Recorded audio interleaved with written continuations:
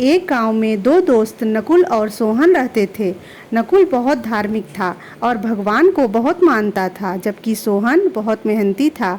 एक बार दोनों ने मिलकर 1 बीघा जमीन खरीदी, जिससे वो बहुत फसल उगाकर अपना घर बनाना चाहते थे।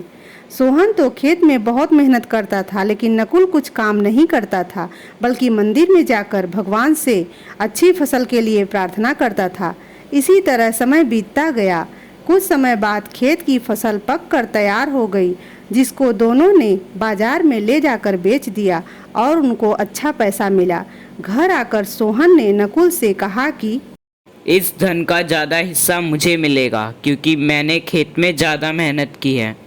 यह बात सुनकर नकुल बोला, नहीं, धन का तुमसे ज़्यादा हिस्सा मुझे मिलना चाहिए, क्योंकि मैंने भगवान से इसकी प्रार्थना की, तभी हमको अच्छी फसल हुई। भगवान के बिना कुछ संभव नहीं है। जब वह दोनों इस बात को आपस में नहीं सुलझा सके तो धन के बंटवारे के लिए दोनों गांव के मुखिया के पास पहुंचे। मुखिया ने दोनों की सारी बात सुनकर उन दोनों को एक एक बोरा चावल का दिया, जिसमें कंकड़ मिले हुए थे।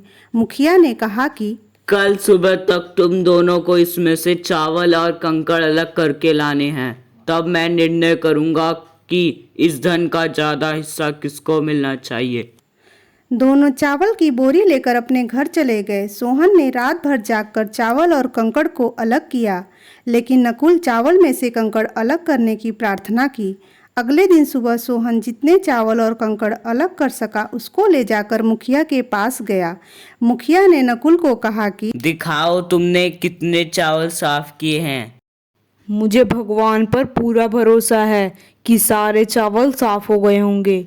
जब बोरी को खोला गया तो चावल और कंकड़ वैसे के वैसे ही थे। जमींदार ने नकुल को कहा कि भगवान भी तभी सहायता करते हैं जब तुम मेहनत करते हो। जमींदार ने धन का ज़्यादा हिस्सा सोहन को दिया। इसके बाद नकुल भी सोहन की तरह खेत में मेहनत करने लगा और अब की बार उनकी फसल पहले से भी अच्छी हुई। तो दोस्तों, इस कहानी से हमें यह सीख मिलती है कि हमें कभी भी भगवान के भरोसे नहीं बैठना चाहिए। हमें सफलता प्राप्त करने के लिए मेहनत करनी चाहिए।